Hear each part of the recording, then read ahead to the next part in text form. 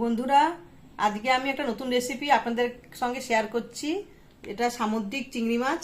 এই মাছের লাল ঝোল করব। চিংড়ি মাছ আর আলুটাকে হালকা করে ভেজে নিয়েছি। আর আমার এবার লাগবে পেঁয়াজ, আদা, রসুন আর টমেটো, লঙ্কা, গরম মশলা, শুকনো লঙ্কা, জিরে, তেজপাতা। এগুলো আমার উপকরণ লাগবে। দিয়ে দিলাম রসুন, আদা, এগুলো আমি ভেজে নিচ্ছি। পেঁয়াজ, রসুন, আদা, পরে টমেটো দেবো পরে। ভালো করে আদা, পেঁয়াজ, রসুন লাল লাল করে ভেজে নিচ্ছি। আমার পেঁয়াজগুলো ভালো করে ভাজা হয়ে গেছে। টমেটো, পেঁয়াজ, আদা, রসুন সব ভালো করে ভেজে নিয়েছি। এবার এটা মিক্সিয়ে বেটে এবারটা রান্না করবো। ফোড়ন দিলাম, তেজপাতা ফোড়ন দিলাম, শুকনো লঙ্কা ফোড়ন দিলাম, জিরে ফোড়ন দিলাম। এটাকে ভাজা ভাজা করবো। পেস্টটা দিয়ে দিলাম, মিক্সিংয়ে পেস্টটা দিয়ে দিলাম।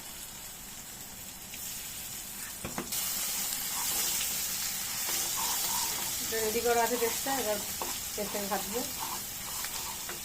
হলুদ দেবো, এবার হলুদ দিলাম, লবণ দিলাম,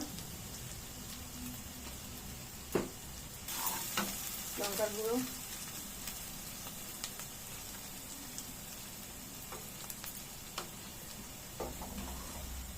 এবার মিক্সিংয়ে যেটুকু লেগেছিল জল দিয়ে ঢেলে দিলাম যাতে পুড়ে না যায়, সেই জন্য এটা করলাম।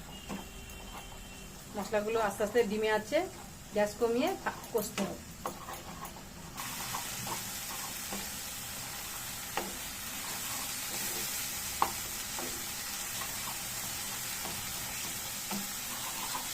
এবার একটু এটা দিয়ে চিংড়ি মাছ আলুগুলো একসঙ্গে দিয়ে দিলাম।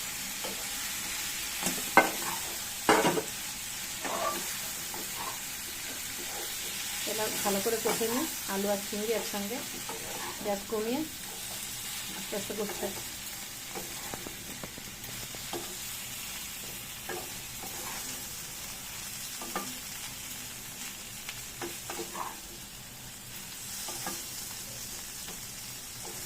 একসঙ্গে কষলে সেন্ট হয় ভালো।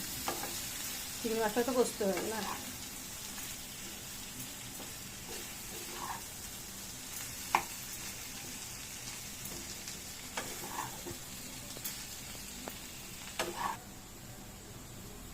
একটু চিনি দিলাম হালকা করে, টেস্টটাকে ব্যালেন্স করার জন্য অল্প একটু চিনি দিলাম, দিয়ে এটা নিয়ে নিলাম।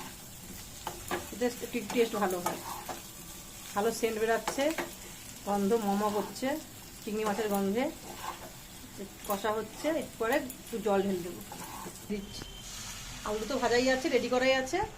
একটু জল দিয়ে দিব, দিয়ে ফুটতে রাখবো। 10-15 মিনিট ফুটলেই আলু তো সেদ্ধ করাই আছে। ভেজে নিয়েছিলাম মানে অর্ধেক সেদ্ধ হয়ে গেছে।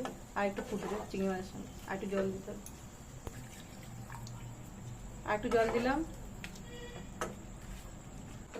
এবার এটা জলটা দিয়ে দিলাম। এবার আলুটা একটু ফুটবে, 10-15 মিনিট ফুটে বন্ধ করে দেবো, হয়ে আসবে। আমার ঝোল ফুটে গেছে। এবার গরম মশলাটা দিয়ে দিলাম।